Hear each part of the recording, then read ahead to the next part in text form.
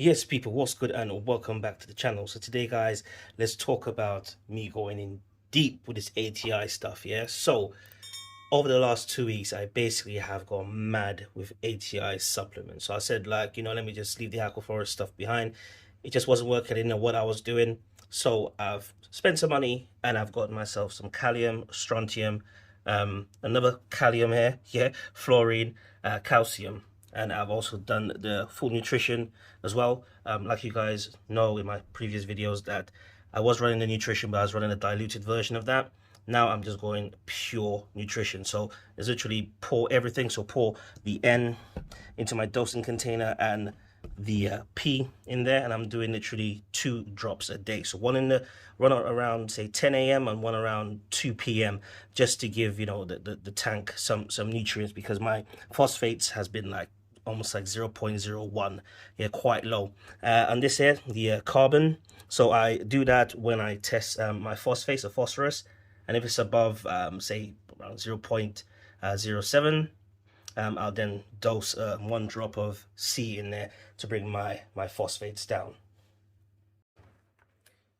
Okay, guys, so I just want to touch base on iodine. So I have started dosing ATI iodine, and I have taking my time to dose this iodine. As before with the Aquaforest, I was just dosing like a madman, not really tested and depending on ICP.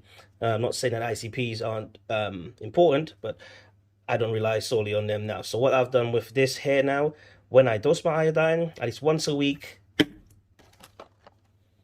I test. Yeah, so I got myself a nice Salford test kit and do my iodine test. At the moment, there's nothing in my tank. There's like 0 iodine or iodate.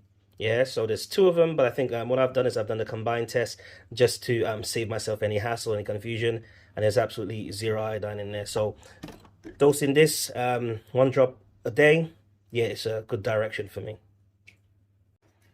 So if you guys don't know, I'm a big HANA Instruments fan, and I am testing my phosphorus using the old HANA check as well. And for my nitrates, I will be using the Nitrate low range ppm checker. Now this one has a lot of moving parts to it. I purchased this about a year ago, and I realized that, yeah, it's got a lot of stuff to it, very clunky to use, but it still works. Yeah, so what I'll do is maybe later on this year get myself a higher range one, but this one still works. So that's how I monitor my nitrates and my what is it, my phosphates for the system. And like I said, if the phosphates or nitrates are too high, I just dose like a little drop of the carbon just to bring that down and get back to where I would like it to be. Okay, next up, let's talk about calcium or potassium, the K. Yeah, so I think this has to be around 300 to about 450 ppm within a reef aquarium. If I'm incorrect, guys, leave it in the comments, let me know, because I need to learn. Yeah, this is the whole point about this hobby. You learn, you apply, and then you see if you can achieve, and repeat your process if you have achieved.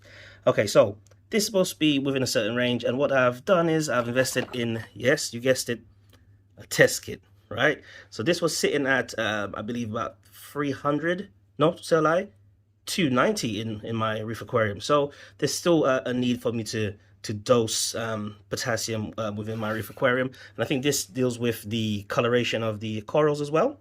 So this really helps, and if there's any adverse effects, hopefully by testing at least once a week, I can see where I'm sat and avoid any catastrophes with potassium in my reef.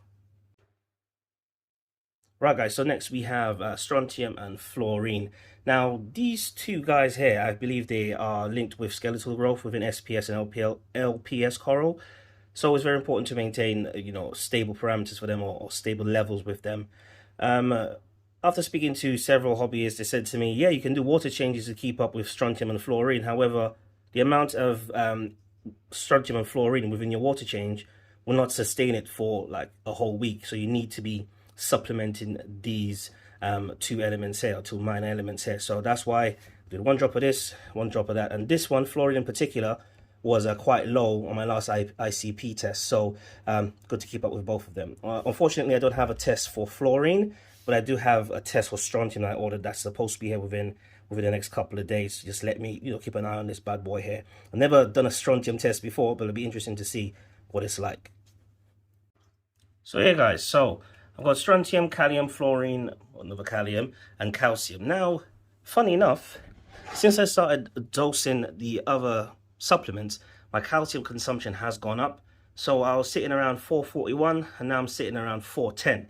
So that's quite interesting, so I'll keep an eye on that. So next water change, I'll see where I sit and then just gauge to see whether, because I'm dosing these bad boys here, that my calcium my calcium intake has gone up. So my pH is sitting around 8.3 at the moment, and then my alkalinity, believe it or not, nighttime drops to around 7.8. During the day is about 8.9. So alkalinity, there is an uptake of alkalinity, so it shows that the corals are actually growing, which is a good sign. So yeah, we have all of this here ready for the aquarium in the next couple of months, so that'll be wicked. I'm very keen to see how this actually performs. Now I'm just literally full ATI, no Aquaforest stuff involved, full ATI. So these vessels here are about 1,000 mil. So for me to lug this around every day to dose one drop, it's a long thing. Yeah. So what I've done is I've done this.